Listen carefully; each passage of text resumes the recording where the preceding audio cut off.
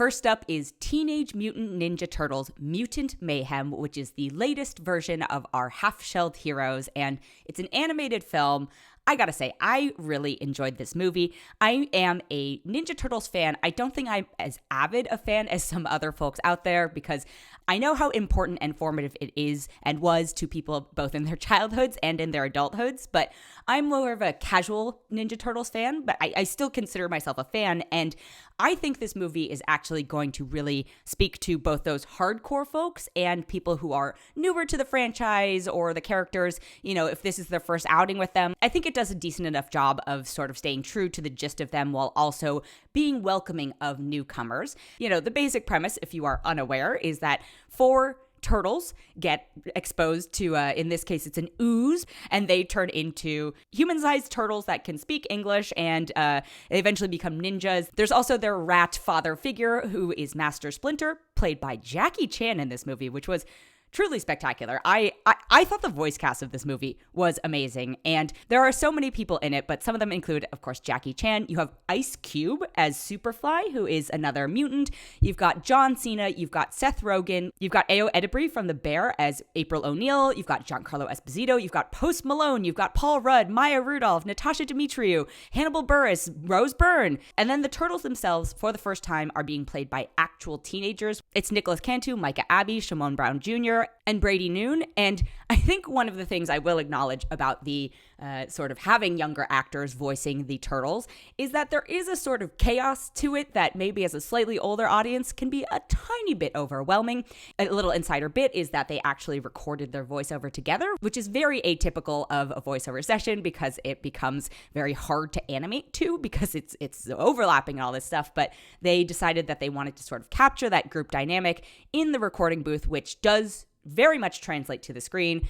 I think they do a good job. The humor, the visuals, and the music are really what got me with this one. And I think one of the things that's interesting about the sort of collaboration behind the humor is, so you have Seth Rogen as a writer-producer of it, and then his writing partner, Evan Goldberg, you know, they are responsible for Knocked Up, Superbad, Pineapple Express, Neighbors. They have their own sort of brand of humor, and then they teamed up with the team from Detective Pikachu, the feature film, which I actually thought was very cute. So you've got Dan Hernandez and Benji Samit, and then you also have, adding to the mix, Jeff Rowe from Mitchell's vs. the Machines. He is also the director of it. So usually when a film has that many writers on it, you can get a little concerned because are the styles going to mesh? Is the humor going to work? I think they did a really good job. You know, again, there's this layer of the sort of teenage, authentic feeling-ish, not how do you do fellow youths things going on with the turtles themselves. And then there are some ridiculously funny jokes that I think adult audiences will get. They're not inappropriate, but there are just some that I was like, this is kind of existential and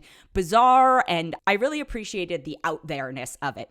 And then the visuals, it's a very cool style. You know, there's sort of draw-overs happening, and then there's realistic lighting, and the characters are a little bit grotesque. You know, there's a group of mutants that are not as cute as our heroes, but they still had to figure out how to make them appealing and amusing, and I think they found that balance. And then the music is from Trent Reznor and Atticus Ross of Nine Inch Nails, and also they are Oscar winners for multiple scores. It all blends together in a really seamless way.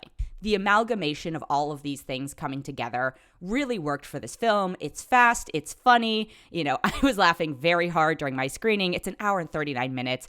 I think if you're a little kid, it's going to be amusing to you because there's plenty of stuff. If you're an adult who is already, you know, warm towards the turtles, like, you're going to have a great time. If you have absolutely no interest in this, I'm not going to necessarily push you towards seeing it because I think at this point in your life, you probably know whether or not you care about the concept of turtles that are mutants that are also ninjas, you know, but I think this is a really fun outing. You know, I do think it's still retelling the same story we know. So in that sense, it's not reinventing the wheel too much, but there is a bubbliness and a joy to this film that you can tell that everyone involved, or at least the filmmakers involved, really loved what they were doing. So I'm going to give it a 4.2 out of 5.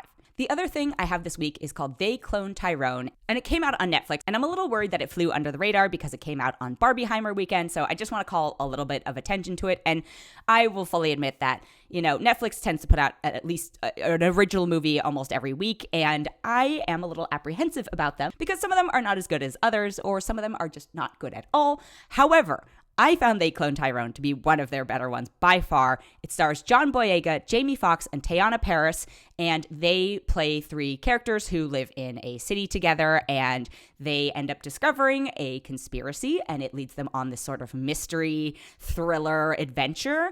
And I think the thing I like the most about this film is that it really plays into stereotypes on two different levels. You know, it basically plays into racial and socioeconomic stereotypes with the lead characters and the sort of town they live in, or city. It's more of a town. And then it also plays into a bunch of sci-fi stereotypes. And I think the way that it mixes them all together is a really creative approach. You know, I don't know if any singular element of the film is reinventing the wheel or, you know, similar to Ninja Turtles. Like, we've seen all the bits of it before, but the way that they're positioned in this is what makes it work.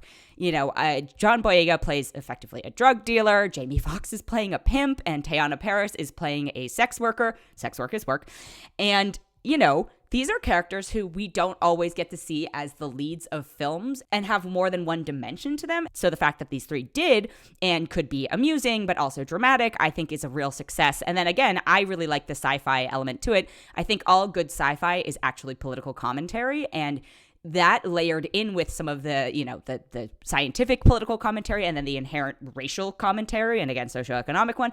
I just thought it was a really clever mixture that is something that we don't get to see as much in sort of mainstream, and I'm putting that in air quotes, roles. You know, I almost wish this has gotten a theatrical, or, well, it got a small theatrical run, but I wish more people had gotten to see this, or I hope more people get to see this, because it is sort of a breath of fresh air in terms of the genre, in terms of streaming movies, and I had a really good time. I don't want to go too much into details about the plot, because I think the most fun of it was getting to go on this adventure with the characters and discover things as they did, and I think the mystery part of it is, you know, a really good job, and it plays on a lot of stereotypes that you have to sort of be familiar with in order for it to make sense. But I think it's a good, also reflective moment as an audience. And I'm making it sound sort of like homework. It's also a very funny movie. It's also a very fast movie. I am someone who talks fast and, you know, speaks fast and listens to fast people. And even I was like, oh, wow, this is a my speed movie. That's not that common. But overall, I really enjoyed it. I think it's worth checking out. It is on Netflix. I'm going to give it a 4.3 out of 5.